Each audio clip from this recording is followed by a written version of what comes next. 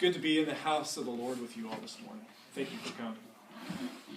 As we begin, we are in the book of Job, chapter 38 today. As we get down here to the nitty-gritty, if you will, kind of the big finish over the next couple of weeks. The book of Job, chapter 38. And we saw last time as we concluded the words of Elihu, the young man, in his last statement as recorded in 37:24. He says, "Therefore men fear him. He does not regard any who are wise in their own conceit." And as if to underscore that, the Lord interrupts Elihu, and we never hear from Elihu again the rest of the book. It's like he's just not regarded anymore. He's bypassed. But yet, one of the things that Elihu began to talk about in chapter 37, at the start of that, he says, "At this also my heart trembles and leaps out of its place. Keep listening to the thunder of his voice, the rumbling that comes from his mouth." And he goes on to talk in the next verse about lightning, and he talks about the rain. And you get the impression from the translation of verse 2, keep listening to the thunder of his voice, that he's speaking of something they're hearing at the time. That is of an approaching thunderstorm. And it apparently is not there yet, but it's close by.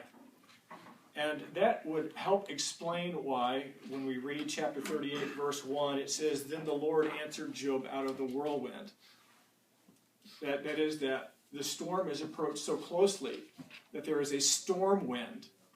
And suddenly there is a voice that comes from the storm wind, and it's the Lord.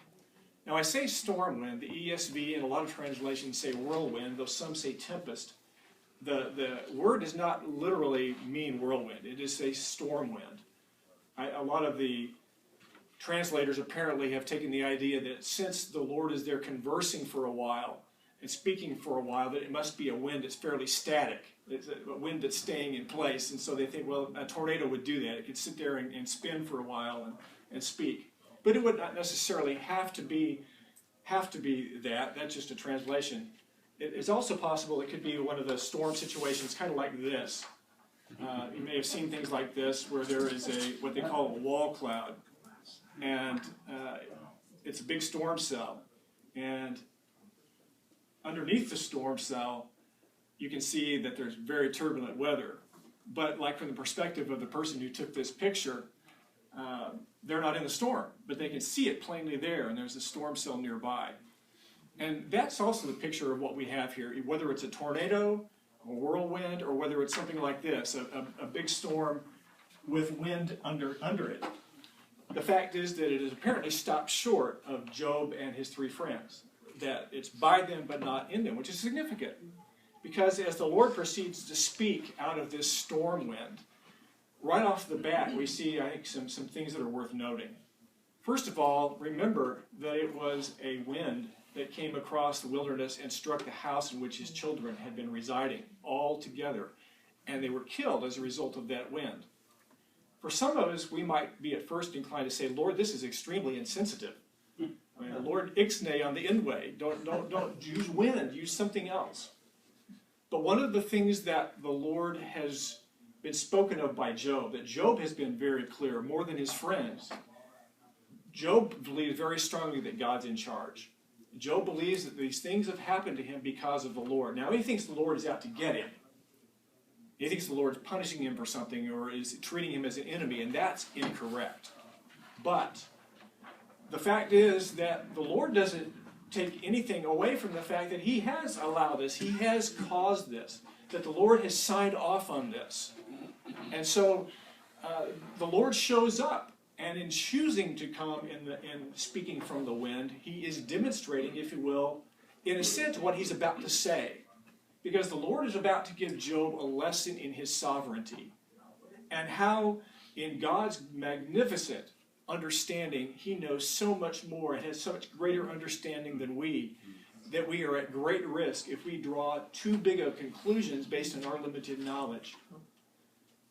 God is in charge. He knows what he's doing, even if we don't know what he's doing, and even if we don't know what we're doing. So he chooses to come, and by coming in the form of a storm that is clearly under his control, a storm wind that can get close enough to these guys that he can speak from it, but he doesn't come to them, That shows that God is powerful and in charge. So in a sense, even before the words are spoken, God is giving Job an object lesson through the wind and his control of this powerful force. So the Lord is teaching him by something he can see as well as by what he's about to hear. Another thing that's significant is that the word wind has been used a lot in relation to speech. If you go way back to chapter 6, and after Job has talked about how he wishes he could just die and his friend rebukes him, Job kind of answers and says, look, I'm a despairing man, and don't you know that the words of a despairing man are just wind? A couple chapters later, his friend Bildad says, how long will you go on talking like this, and your words be a great wind? And later on, in chapter 16, Job comes back and says, Will there be an end to you guys' windy words? So they've all been accused of having windy words. And here comes some irony. That is, this big wind comes, and out of this wind, truth comes. Decisive, definitive truth. And it's also a bit of a lesson, if you will, that God is showing them subtly. He's been paying attention.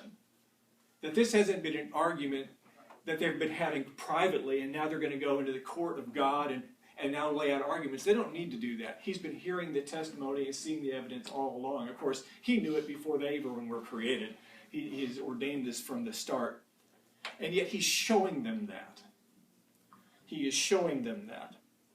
Also, there's something else about the power of all this. It says, the Lord likes to use storms and winds. Even in the New Testament, you may recall there was that incident where the Lord was in the boat with the disciples, and he lay down in the stern to sleep, and they were going across, and a big wind came down on the lake, the Sea of Galilee, and they began to be turbulent. He was still sleeping, and they woke him up and saying, Lord, don't you care? We're dying out here.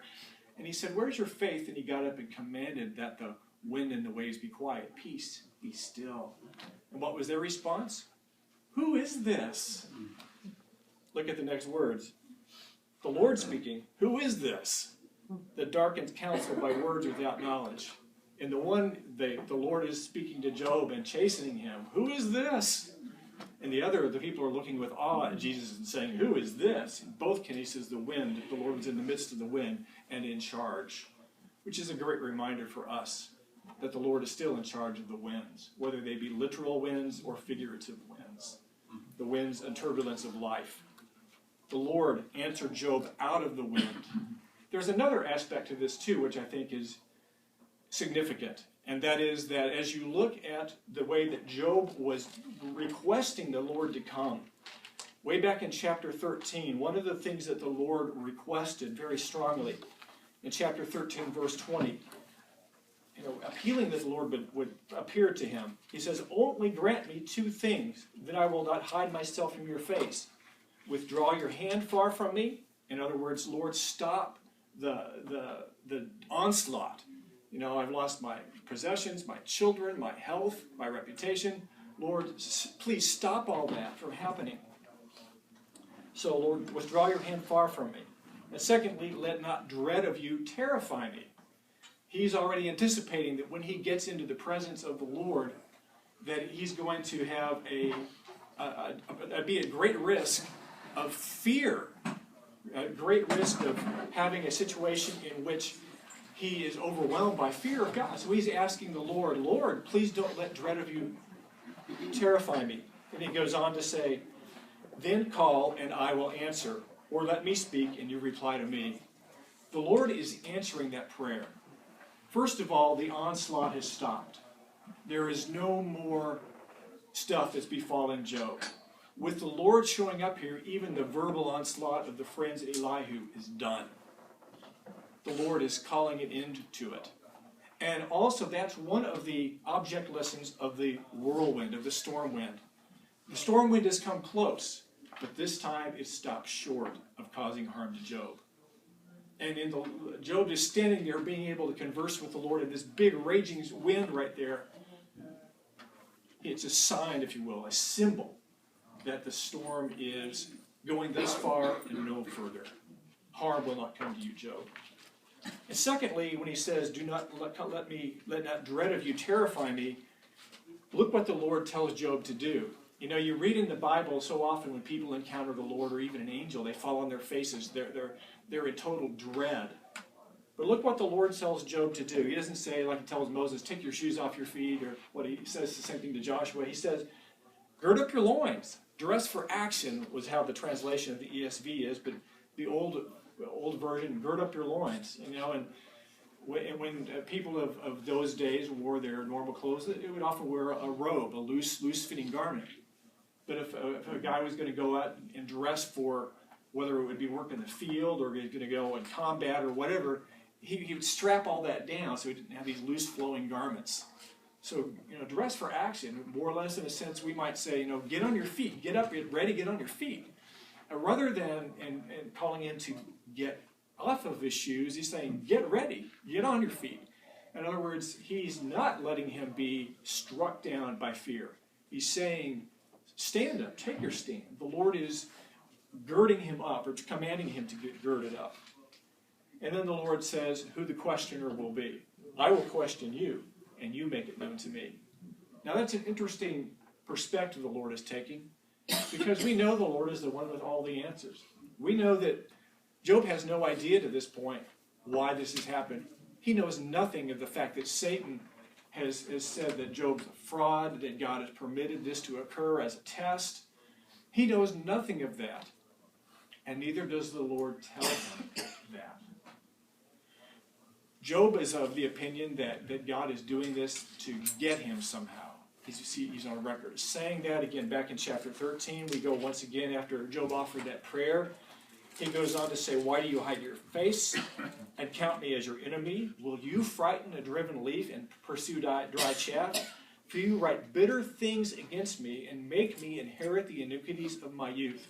So he's accusing God of being his accuser, his prosecutor, even bringing back the sins of his youth that he had thought, that Job had thought were taken care of long ago. He thinks God is somehow visiting his past sins, or for some reason has something against him. He said these things. But the Lord has a different answer to that. That not really is what's going on at all. The Lord is already on record, is saying to Satan that Job is a just man, he fears God and turns away from evil. But neither does he come here and tell Job that either. He comes to give him an education. He comes to chasten him. He speaks strongly and boldly to Job, but these are not words of wrath. God is not visiting his wrath on Job. And for that matter, neither is he visiting his wrath on the three friends. Though he will speak of wrath, he does not visit it on them. These are words of instruction, words of correction, even words of warning. But they are words of grace. Even when they're hard to some extent, even when they're critical to some extent, they're gracious words. I mean, don't we know that to be true? Sometimes the kindest thing that someone can say to us, even on the human level, is a word of correction or a word of rebuke. How much more when God brings the word? So the Lord is coming, speaking out of this whirlwind, and he says, who is this that darkens counsel by words without knowledge? He is speaking of Job as one who darkens counsel. Counsel would be the word of, if you will, of advice, the word of instruction. And Job and these three friends have been talking back and forth about who's wiser. I know as much as you. No, I know as much as you. And they've been accusing each other of being rude to the other and demeaning their wisdom. But now the Lord speaks to Job.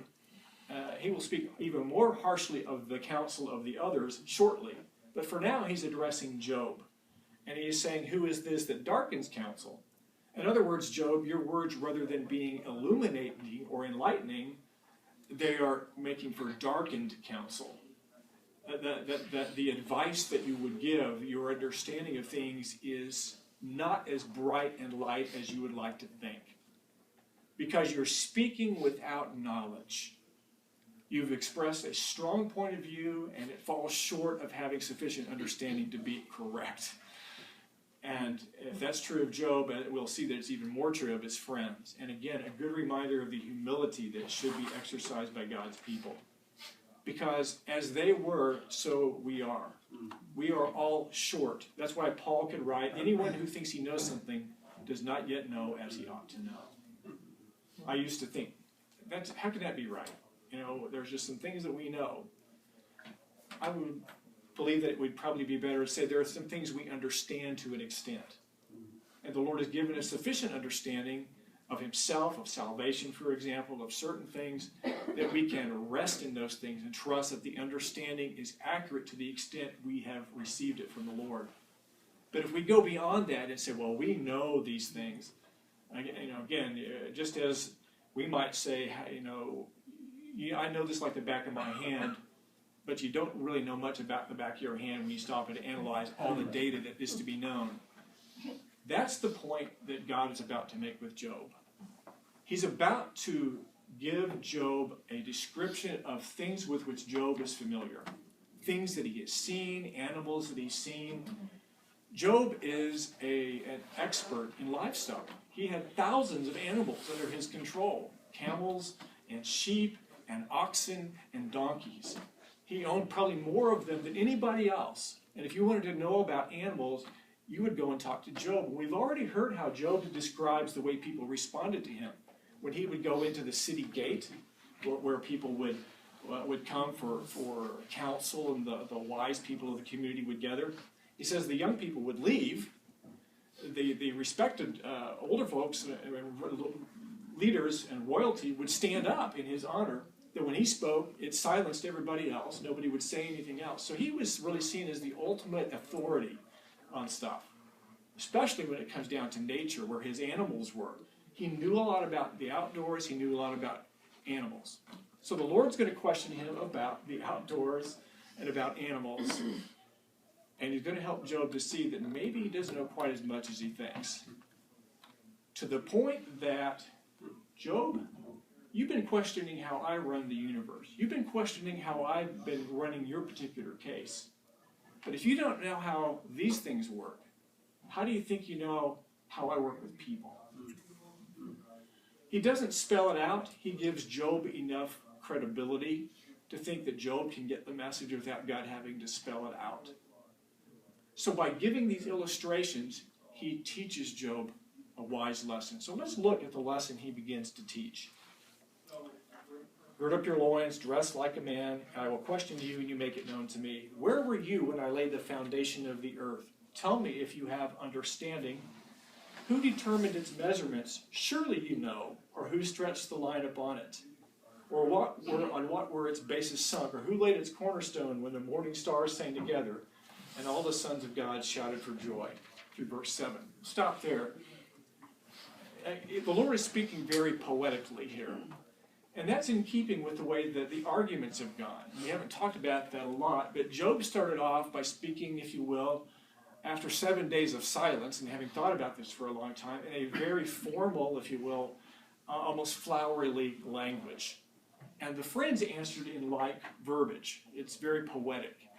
And the Lord comes and speaks, first in a language that they can understand, and secondly, he kind of speaks in the same manner that they did, which again shows he's been paying attention. Again, just that subtle message. I can talk in the same way that you guys have. And that's something that the Lord does. He accommodates us. I mean, when he appears, even in the scriptures, in his most frightening ways, he comes in a way that people can hear him. Speaking to Job, to Moses out of the burning bush, and various other ways. The Lord comes and he speaks in ways that we understand. He chooses to speak in languages that we can understand. He chooses to relate to us. When he made his ultimate revelation to us, he came in human form. God is a gracious God, and he makes and speaks in ways that relate to us. Think of that. We talk about leading somebody to God. If somebody is led to the Lord, it's because the Lord has come near and has called us. He's right there. We don't have to go on a big mighty march to find him and knock on his door and beat our way into his presence. He is the one who comes to us. And he has made himself that way, present to them, even to the way that he speaks to them, continuing on in this poetic language that they had been speaking in. So he talks about laying foundations of the earth and so on and so forth, as though he's He's building. Now, they wouldn't have known maybe as much as we do from science and satellites that could go out and take pictures of the earth. But this poetic language therefore talks about constructing things, and they would have known that God didn't lay up scaffolding and lay bricks and so forth, that God created by command. And remember, Job was occurring, these events were occurring before Moses had written any of the scriptures. So the Genesis account hadn't been written yet. That doesn't mean it was unknown. It would have been known and preserved. And it's interesting, in fact, to look at the sequence of what Job says here. The bulk of chapter 38, all the way down through verse 38, he basically talks about things that were covered in Genesis days 1 through 4, as related in Genesis 1. Genesis 1, the days 1 through 4. Picking up in verse 39 of chapter 38, going all the way then through 39, and really through the end of it, through the end of God's speech, he talks primarily about things that are created on days 5 and 6. So even in this, he is following the sequence that Moses would later write down. It is comparable with that in his writing of the creation account.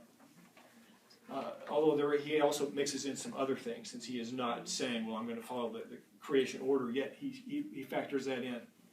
But he's questioning, Job, tell me the understanding of this. Job, you walk around on this earth every day. You probably know as much about it as anybody does. Tell me how it was put together. Surely you know. It's interesting there in verse 5, he every once in a while he throws in a little bit of maybe almost sarcasm. And again, I would take this to mean he's kind of reflecting back to Job. Okay, Job, you've been throwing out some sarcastic remarks. I see that in a way the Lord is using a gentle tone with him. Even in just, again, underscoring, Job, I've been paying attention, so let me speak to you in that same manner. Surely you know.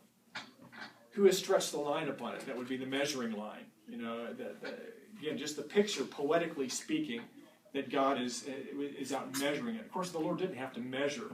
He could, by his decree, make it be perfect. But again, the Lord's accommodating. He's using language to help Job understand. Job, humans have to use measurements and all these things to build stuff. Who did that? Job has to confess, well, you did it, God, and you didn't have to use all those instruments. By describing the use of instruments, he's showing the absurdity of having to say that God needed instruments. God didn't. But man does, and there's no way man could build what God has created by his command. He mentions when the morning stars sang together and the sons of God shouted for joy.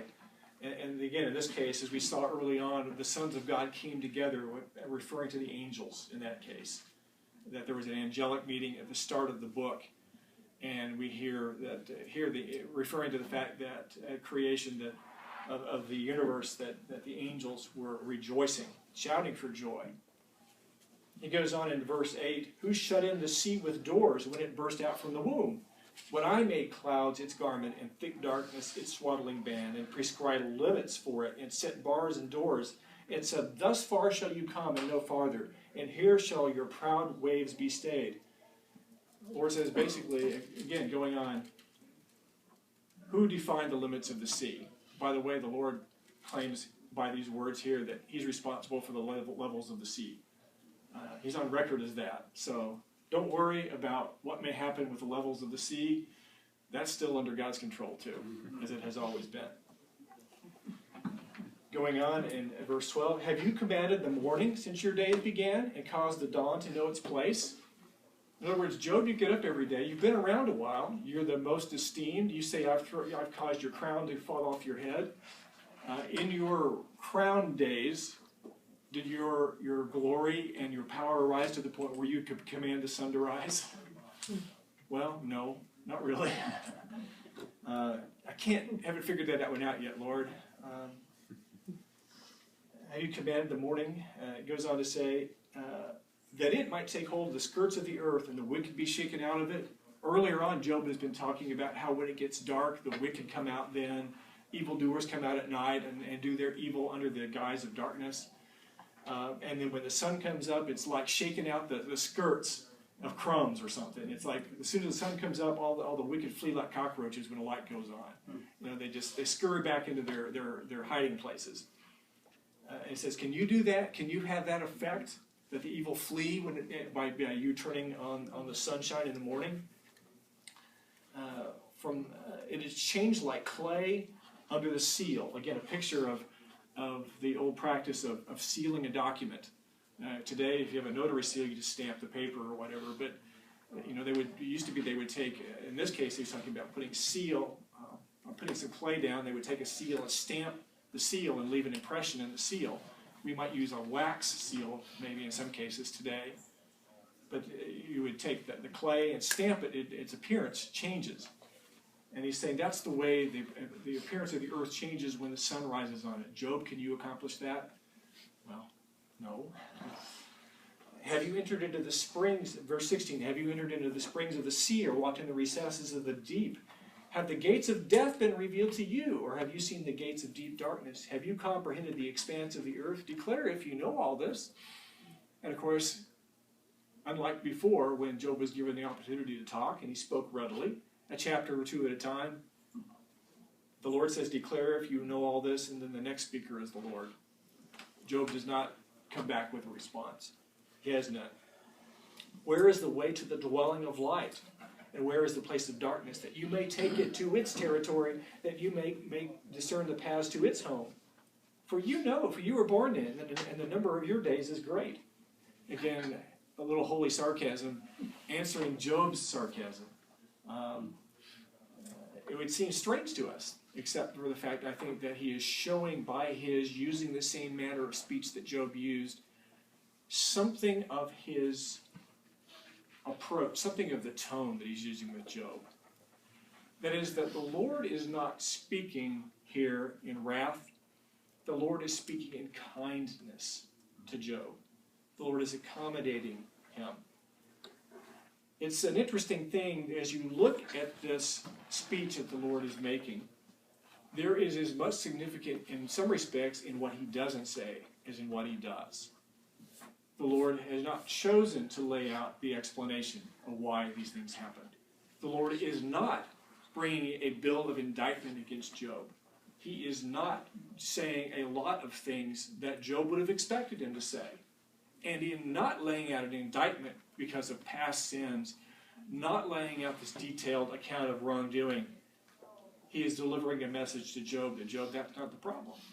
He's also delivering the message to the three friends who might have expected that the Lord would say, Job, you have been breaking the arms of the poor, you've been withholding good from the widow, and going on and on like this. None of that's forthcoming. So that by this point, even in this speech of the Lord, a message is being delivered. Job, I'm not here to destroy you. And Job's friends, you're wrong. He doesn't have to say that yet. He's going to say it later. But already that's being conveyed because he is being, if you will, kind of gently chiding with Job, even to the point of using the same kind of speech that Job was using with them. The Lord can do that. The Lord can speak in ways that would surprise us. And yet he did that. He goes on to say, have you entered the storehouses of the snow, or have you seen the storehouses of the hail, which I have reserved for the time of trouble, for the day of battle and war? You think, what do you mean by that? How is hail used in battle?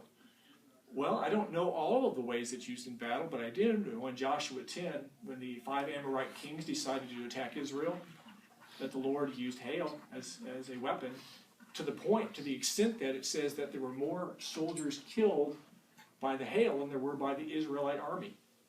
Read it, Joshua 10. Very interesting. So even though that had not happened yet historically, there's reference made to the future use of hail in battle here. What is the way to the place where light is distributed, where the east wind is scattered upon the earth? Who has cleft a channel for the torrents of rain and a way for the thunderbolt to bring rain on a land where no man is, on the desert in which there is no man? Or satisfy the waste and desolate land and to make the ground sprout with grass? He goes on like this, asking Job question after question after question about the natural order.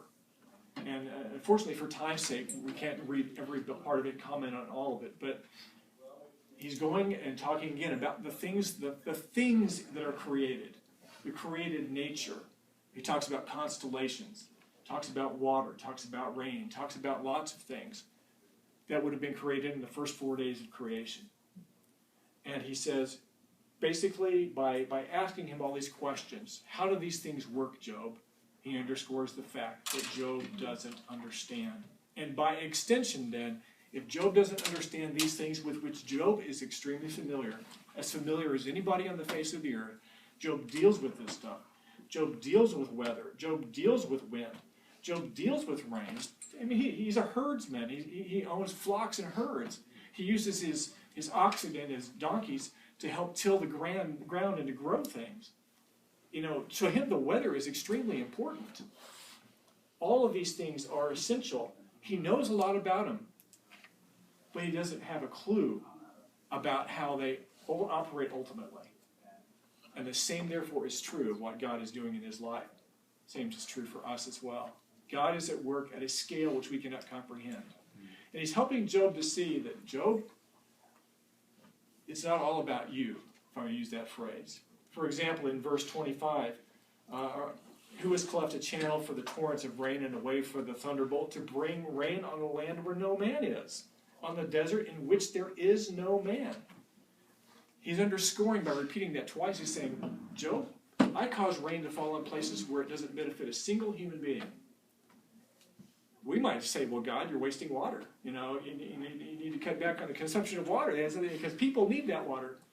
But God says, it's my desert. And if I choose to water the desert for my purposes, I have the right to do that. I'm doing my purpose in putting water in the desert where it's of no use to you whatsoever, Job. I'm working at a level that it does not relate to you. It's not about you. It's about what I understand needs to be done in my timing, to the degree that I choose to do it, with whom I choose to do it. And Job's seeing the picture. This is way over my head. Even stuff that I deal with every day. That's true for us too. God is working on a level of things. You know, think about it. Somebody wants to go fishing, they may pray, Lord, please let it be a sunny day today. The farmer down the road saying, Lord, I need rain on my crops. Please let it rain today. And they're both praying. And the Lord may make it rain where the guy's going to go fishing, and he may make it be dry and where the farmer's crops are. But he's not doing it out of cruelty. He's not doing it just because he just, is impetuous. God is doing it for his own reasons and working at a scale that is beyond our understanding. But he is right, and he is righteous. He even concludes chapter 38 by asking, finally, he gets away from talking about just the created nature, the physical things, to talking about creatures. He introduces the first creatures in verses 39 and 40. Can you hunt the prey for the lion, or satisfy the appetite of the young lion when they crouch in their dens or lie in wait in their thicket? Who provides for the raven its prey when its young ones cry to God for help and wander about for lack of food? And he raises these two very different critters. Lions, which for a herd owner like Job, he just assumed there not be any lions at all. They're of no use to him. But the same God who provided Job with his abundant flocks and herds is the same God who every once in a while lets a lion pick off one of them for its meal. And that lion has been fed by God providing a meal from Job's herd. Okay? And then he says, well, and the same thing is true for the birds. I have a bird feeder in my yard, a couple of them. I don't have a lion feeder in my yard. I have no intention of feeding mountain lions, such as there are around here, but birds are welcome. But God feeds both. They're both his pets, if you will. All the creatures that God is about to mention belong to him. They all are valuable to him to one extent or another. Some of them are valuable to man. Some of them would be very valuable to Job. In fact, some of the animals he's about to mention are some of the animals that Job owned. Other animals are those which Job would have no use or interest in whatsoever. But God had a purpose for all of them. So let's look. Verse 1 of chapter 39. Do you know when the mountain goats give birth? I mean, Job has flocks and herds that are out there in the fields. Some of them go up in the mountains. He's seen mountain goats. But Job doesn't even know about this. Now, obviously, in those days, they didn't have nature TV shows that we can go. We've learned a few things about that. He didn't have that kind of stuff, so he wouldn't have known some of these specifics. We might even know a few of these things just from being able to see documentaries about some of them. He didn't have that. So do you know when the mountain goats give birth? Do you observe the calving of the does? Can you number the months that they fulfill? And do you know the time when they give birth? When they crouch and bring forth their offspring or are delivered of their young. Going on to verse 5, the Lord gets a little bit more down to Job's area of expertise. Who let the wild donkey go free? You may remember in chapter 1 we read that Job owned 500 female donkeys. 500 donkeys. I mean, if you've owned a few dogs in your life, you may feel pretty authoritative about dogs. Or a cat, you may feel pretty authoritative about cats. Job had 500 donkeys. He probably knew a thing or two about donkeys. Who has let the wild donkey go free? Well, it wasn't Job, because he wanted to keep his donkeys, but somebody let there be wild donkeys. The answer is it's the Lord. Who has loosed the bonds of the swift donkey? To him whom have I given the arid plain for his home, and the salt land for his dwelling place? He scorns the tumult of the city. He hears not the shouts of the driver. He ranges the mountains as his pasture, and he searches after every green thing. No, Job, you're an expert in donkeys. Can you tell me about the wild donkeys? Well, no. I don't understand that either. He might wish he could have his herd increased by them, but he doesn't, because God has ordained that they be wild. Verse 9, is the wild ox willing to serve you? Will he spend the night at your manger? Can you bind him in the furrow with ropes, or will he harrow the valleys after you? Will you depend on him because his strength is great, and will you leave to him your labor? Do you have faith in him that he will return your grain and gather it to your threshing floor? Job had 500 yoke of oxen, which would be if each yoke is a pair, he had therefore 1,000 oxen. He had 1,000 oxen. He had 500 donkeys. He had twice that many oxen. And yet, if that's the correct interpretation, then Job, will the wild ox be of use to you? And the answer is no. You know, the wild ox, which was probably an animal it was called the aurochs, which was at the time, this was a big ox. You think they're big oxen now. The aurochs was considered the only animals that were bigger, the only land animals bigger than it would have been elephants, rhinos, hippos, and a giraffe. It was huge. And in fact, they say that the cattle that we have today were descended off of the aurochs. They were taken from them and domesticated. That genetically they tracked them to the aurochs. The aurochs became extinct in the early 1600s in Poland, the last ones. But at the time this would have happened, they were over a wide range, a wild, big, huge ox. And it would have been great if Job could have had their labor, but he couldn't. They were too tough. They were too hard. Nobody could domesticate an aurochs. It's not going to go and labor in the field. If it wanted to walk away, it just walked away. And that's what they did. They went where they wanted, and nobody could domesticate them. And so after talking about donkeys and oxen and goats, he goes a completely different direction. And in verse 13, the wings of the ostrich wave proudly, but are they the pinions and plumage of love? For she leaves her eggs to the earth and lets them be warmed on the ground, forgetting that a foot may crush them, and that the wild beast may trample them. She deals cruelly with her young as if they were not hers. Though her labor be in vain, yet she has no fear, because God has made her forget wisdom and given her no share in understanding.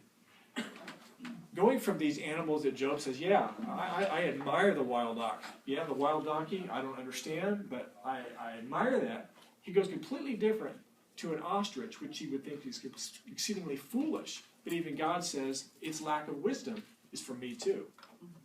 It's my ostrich. If I want it to behave without wisdom, I can make it so it's not wise. And just that message is being repeated to Job. It then picks up in verse 19 and going, for the next several verses, he talks about horses and the power of the horse. He goes on then and talks about the hawk, talks about eagles, how the eagles build their homes upon the rocky crags. And it ends actually in verses 29 and 30, from the rocky crags, he spies out the prey. His eyes behold it from far away. His young ones suck up blood, and where the slain are, there is he. The Lord makes a reference to this later on, and he talks about where the body is, there the eagles shall be gathered. The Lord makes the same reference to the same proverb that Job references here, or that the Lord references, I should say. The Lord uses it twice here, and he uses it again with his disciples later in the New Testament. So he's getting the lesson to Job. These are things in nature with which you're familiar. You walk on the earth, you see the sunrise, you're around these animals, and you cannot explain a single one of them satisfactorily. So how can you be questioning my governance of the universe when you don't even know how these things work? So the Lord then picks up in chapter 40. Shall a fault finder contend with the Almighty? He who argues with God, let him answer it. The word translated fault finder, critic, plaintiff even, if you will, because the word translated contend is a word that is used in court proceedings. It would be a word for like a lawsuit or an arbitration. So there's a sense in which Job earlier on has demanded a hearing with the Lord. And he stated his case, and he's even sworn, may bad things befall me if what I'm saying isn't true. I've given my testimony, I want the Lord to answer me. So now the Lord is answering with these questions. And now the Lord speaking up says, shall a plaintiff sue God, basically? He who argued with God, let him answer it. And there's a sense in which the Lord is now saying, okay, let the plaintiff now testify. It's as though this is God is convening a court. If you have a complaint, if you have an arbitration that you're filing against me, Job, lay out your testimony now. Verse 3, then Job answered the Lord and said, behold, I am of small account. What shall I answer you? I lay my hand on my mouth. I have spoken once, and I will not answer. Twice, but I will proceed no further. So Job is more or less acknowledging, yes, Lord, I have laid out my case already. I don't feel comfortable laying it out again before you. I've already spoken, Lord. But notice, neither does he retract. He admits that, okay, Lord, I am of small account, but neither does Job at this point say I was wrong. He doesn't say I repent, but he's obviously being humbled. But he has the wisdom, unlike what he did before, where he spoke with the friends strongly, angrily with his friends. He doesn't try to argue with God. He's soaking it up. And when the Lord asks him to testify, Job has the wisdom to decline and to defer to the Lord. So the Lord picks up, and he says the same thing again. The Lord answered Job out of the whirlwind and said, dress for action. Gird up your loins like a man. I will question you, and you make it known to me. And now the Lord begins to address, since basically by his saying, I will not answer, it's more or less saying, okay, then the prosecution has rested. So now the defense, if you will, is going to speak. But in this case, the Lord doesn't really need defense. He's just speaking, if you will, from the view of the judge, in a sense. And so we pick it up in verse 8. Will you even put me in the wrong? Will you condemn me that you may be right? Because Job has said, the Lord is making me his enemy. The Lord is revisiting my sins of my youth on me. And the Lord is calling him to account on that. Because of his lack of understanding, and because of what he's saying, Job hasn't been quite right. He's been speaking in ignorance. So therefore, the Lord is not, in a sense, charging him with a gross sin, but he is calling him out as having spoken falsely about God because he's gone beyond the limits of his understanding and therefore has arrived at a wrong conclusion, just like we do. We can do that when we speak beyond what the Lord has expressly revealed to us. And we jump out to beginning to extrapolate from that, and we extrapolate in the wrong direction sometimes. So the Lord goes on to say, have you an arm like God? Can you thunder with a voice like his? Adorn yourself with majesty and dignity. Clothe yourself with glory and splendor. Pour out the overflowings of your anger, and look on everyone who is proud and abase him. Look on everyone who is proud and bring him low, and tread down the wicked where they stand. Hide them all in the dust together. Bind their faces in the world below. Then I will acknowledge to you that your own right hand can save you. In other words, Job, if you think you could do a better job of governing the world justly, go right ahead and do it. And if you can do that, then I'll say that your right hand can save you. But both the Lord and Job know he's never going to do that. He cannot do it. He does not have either the power or the majesty or the knowledge or the understanding or any of what it takes to govern the world like God. Job is not qualified. Neither are we. Thank God, God is. just as qualified as he was when he spoke to Job, he is still. You know, we live in a world in which things over time tend to degrade with age, but God is beyond that. The curse that befell the world was from God, not on God. God is above that. God is as sharp as he ever was. He is as powerful as he ever was. He is in control as he ever was. Great news. That's one of the reasons this book is still so relevant. The truths it teaches are still true. So then God begins to bring out two final animals. And the rest of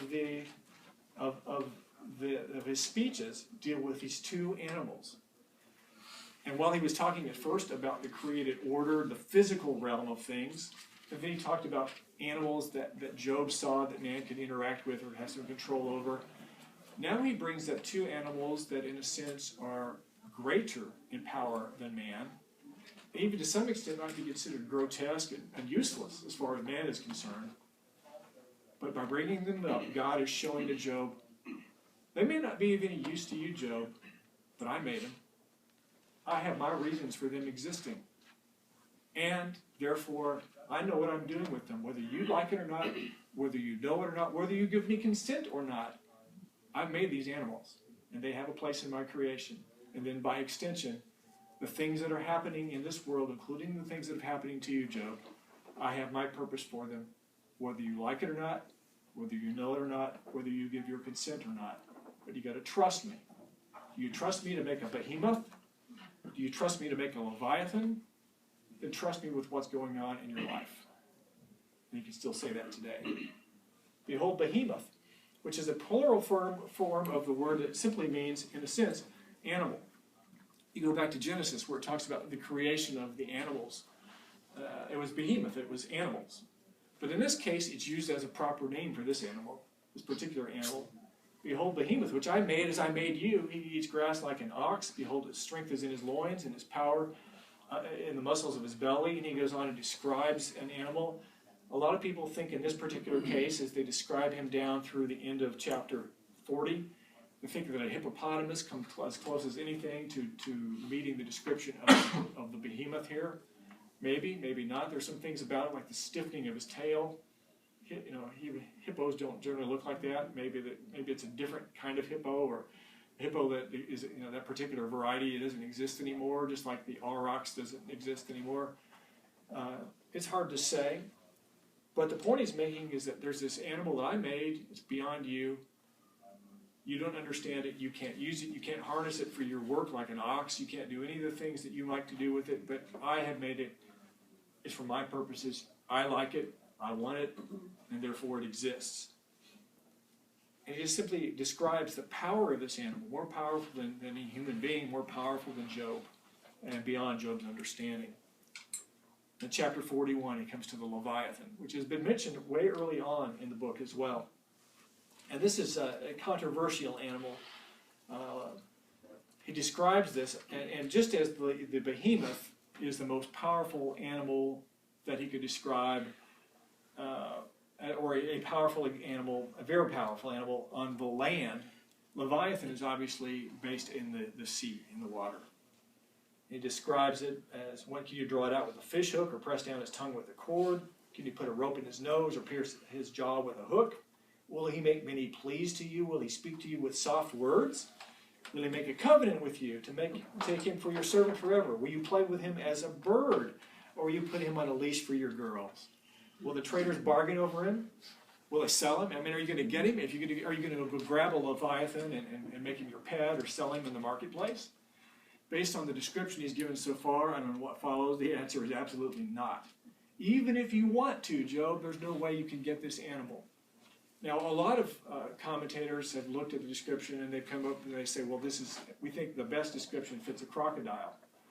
But as we read it, I think you'll see that there are some things in here that go beyond what any crocodile I've ever heard about or seen even in documentaries can describe. So if this is a crocodile, it's a crocodile beyond any that still exists. Because it talks about, can you fill his skin with harpoons or his head with fishing spears? Lay your hands on him. Remember the battle. You will not do it again. Behold, the hope of man is false. He is laid low even at the sight of him. No one is so fierce that he dares to stir him up. And verse 10, who then is he who could stand before me? Job, if there's this creature that's the most fearsome creature on the face of the earth, that no human being will mess with him, do you think that you can challenge me? I made him. The Lord controlled him. This is one of the Lord's pets, if you will. And the Lord then asks this question, verse 11, who has first given to me that I should repay him? Whatever is under the whole heaven is mine. The Leviathan is his. Everything belongs to the Lord. Even the bad events that happen to us belong to God. Things and activities are under the Lord's domain, and he controls them. And he knows what he's doing. And he's doing justly. He's doing righteously. Whether we like it or not, or whether we understand it or not. He goes on to speak, I will not keep silence concerning his limbs, or his mighty strength, or his goodly frame. Who could strip off his outer garments? Who would come near him with a bridle? Are you going to come and ride him like a horse? Who can open the doors of his face? Around his teeth is terror. His back is made of rows of shields, shut up closely as with a seal. One is so near to another that no air can come between them. They are joined to one another.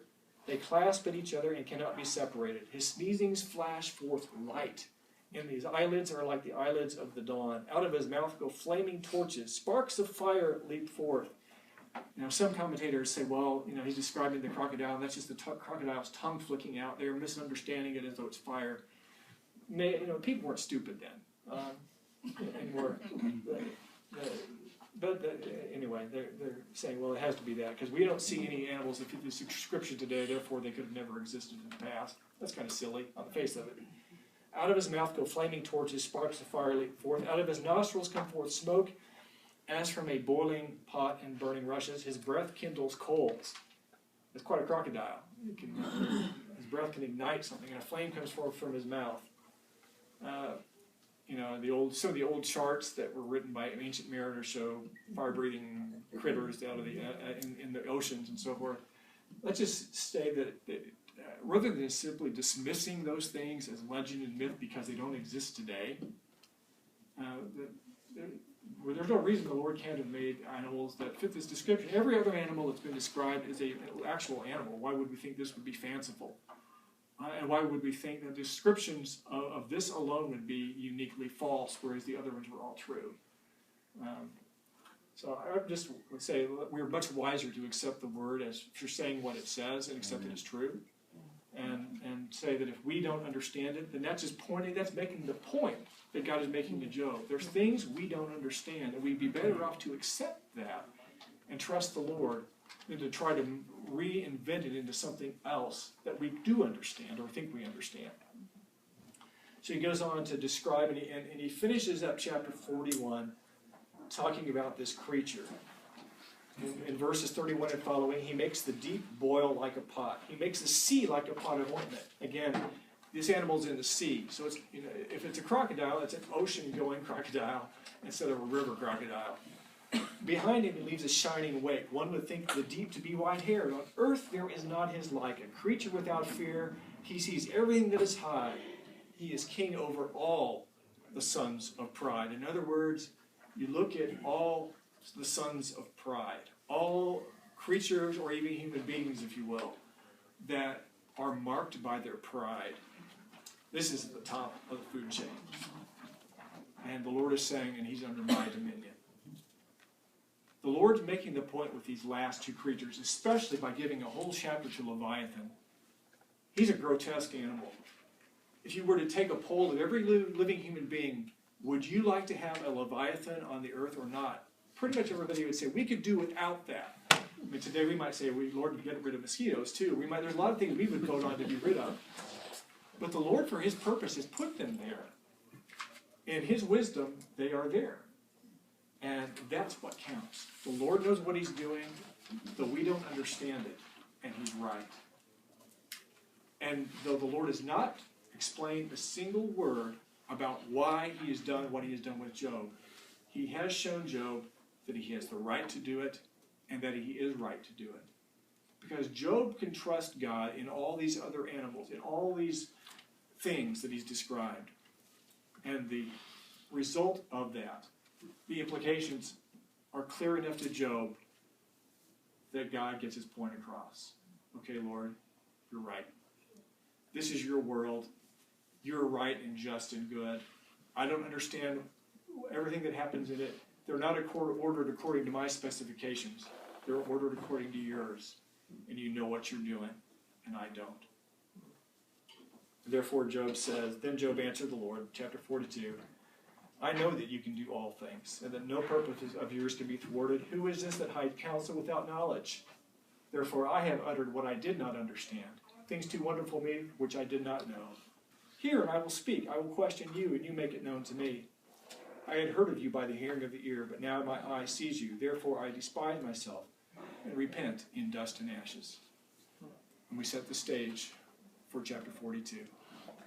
Finally, Job comes to the point where he's been needed to be. But instead of Job coming to this and just being disappointed,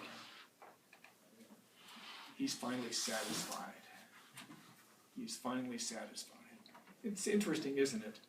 He's seeking the point of satisfaction, but he doesn't get it by having an explanation.